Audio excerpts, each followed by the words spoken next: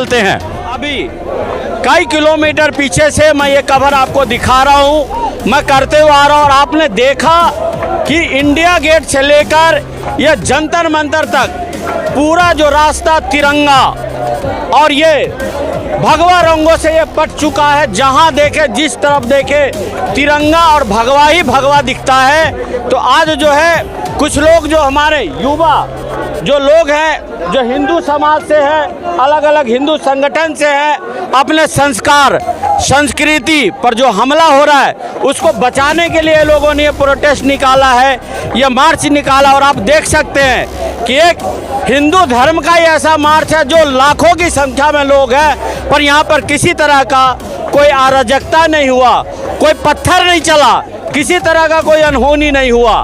बहुत सारे लोग हैं। तो चले, यहाँ पे कुछ लोग हैं, मैं उनसे बात करता हूँ। हाँ भैया बताइए, नाम बताइएगा। जय श्री राम जी, मेरा नाम सूरज अग्रवाल, बजरंग दल से। और सूरज जी ये बताओ, आज आप लोग पिछले कई दिनों से इसके लिए आपने अभियान चला रखा है, एक जो आप लोगों ने एक मुहिम छेड़ रखा है, तो इसका क्या उद्देश्य और क्या मकसद है? इसका एक ही उद्देश्य है कि ये देश जो है वो संविधान से चलेगा, किसी शरीयत कानून से नहीं चलेगा। और ये शरीयत के जितने भी मानसिकता वाले लोग हैं, इनको ये समझाना चाहते हैं कि जैसा हुआ है आगे अगर ऐसा होता है, इसके लिए एक आह्वान था जिसमें लाखों की संख्या में हिंदू पहुंचा है। अगर यही लाखों की संख्या का आप हिंदू देख सकते हो, अगर यही मस्जिद से निकलता तो कहीं ना कहीं पत्थरबाजी होती। लेकिन ये पुलिस को हम सहयोग कर रहे हैं, पुलिस हमें सहयोग कर रही है। अगर ये सहयोग हमारा नहीं होता तो पत्थरबाजी होती, लेकिन हम हमेशा से सहयोग करके चलते हैं। ये हिंदू धर्म की खासियत है, सनातन धर्म की खासियत है। लाखों वर्षों से सनातन धर्म जो चला हुआ आ रहा है वो किसी से ऐसे दबा नहीं है कभी भी। जितने भी ये मुगल आए वो हमारे धर्म को नहीं बदल पाए, तो ये मुट्ठी भर लोग हमारे को क्या बदल देंगे। इनको एक ही बात बोलना चाहूँगा मैं, समझ जाओ और रुक जाओ। इस तरह की एक चीज़ आप बताइए, एक तो यही नहीं है संगठन, बहुत सारी संगठन है जो आपके धर्मों पे, आपके संस्कारों पे, आपके संस्कृतियों पर, देवी देवता पर चोट पहुंचाते हैं। इसी प्रकार से एक निचरेन सेसु करके एक संगठन है जो विदेश से संगठन है, वो यहाँ पर धीरे धीरे नेपाल में अपने उसने बहुत जड़ें फैला ली हैं। अभी मैं 20 दिन पहले नेपाल गया हुआ था, तो मैं वहाँ पर रुका 200 करोड़ रुपए की लागत से वो लोग मेन एरिया में वहाँ पे मंदिर बना रहे हैं। मंदिर क्या बना रहे हैं, वो धर्मांतरण का एक अड्डा बना रहे हैं अपना वहाँ पे, वो निचरन सेसु वाले। इनकी क्या नाम है, फंडिंग कम से कम नहीं तो 10 लाख रुपए पर बंदा की फंडिंग है।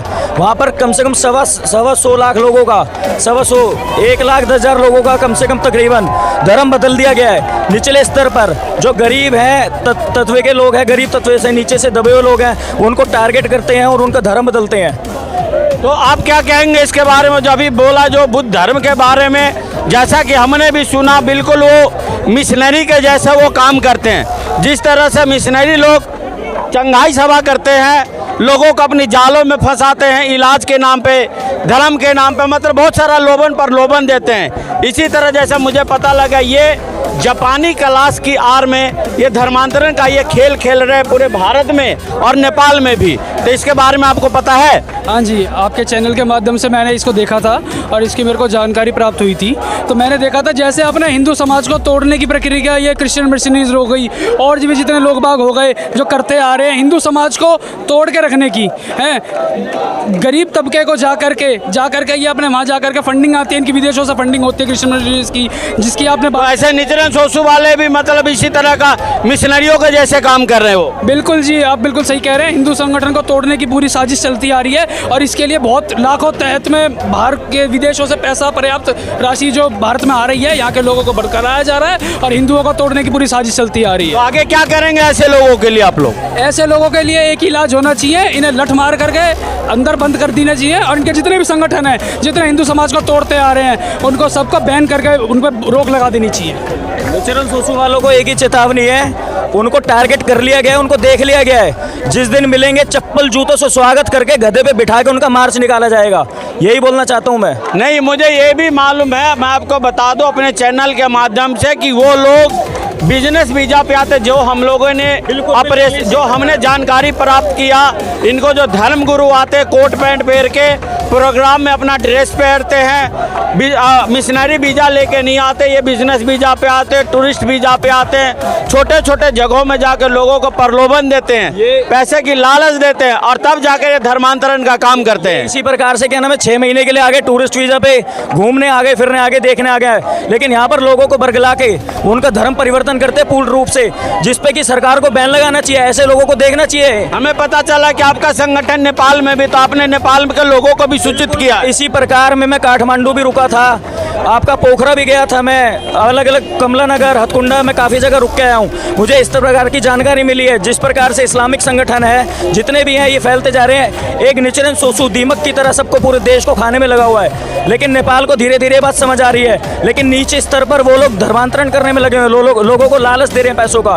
10-10 हज़ार रुपये महीना बांधते हैं उनको सैलरी के नाम पे, उनका धर्म बदलते हैं, उनके साथ साथ उनके पड़ोसों का धर्म बदलने के लिए उनको शामिल कर लेते हैं। तो चलिए, ये थे, आपने सोचा कि देखा सुना कि एक जो है बिल्कुल दबे पांव भारत और नेपाल में एक धर्म अपना धर्मांतरण का धंधा चला रहा है, जिसका नाम है निचरन सोसू कट्टरपंथी बुद्ध संगठन। तो ये लोग भी कहते हैं अपने आप को ये बुद्ध है, पर ये असल में बुद्ध नहीं है, ये बुद्ध को भी बुरा भला कहते हैं, बुद्ध को कहते हैं एक्सपायर धर्म हो चुका है, हिंदुओं को मना करते कि मंदिर में नहीं जाओ, अपना दशहरा नहीं मनाओ, होली मत मनाओ, त्यौहार मत मनाओ। तो ऐसे लोगों से आप लोग जहाँ भी देखें सावधान हो जाए, और ऐसे लोग जहाँ पर भी आपको दिखे नज़दीक के पुलिस स्टेशन में सूचित करें, इनको पकड़ में आए, इनका वीज़ा चेक कराएं, इनको अरेस्ट करवाएं। अगर आप ये वीडियो YouTube पर देख रहे हैं तो हमारे चैनल को सब्सक्राइब करें और बेल आइकन को दबाना ना भूलें। अगर आप Facebook पर ये वीडियो देख रहे हैं तो हमारे पेज को लाइक करें।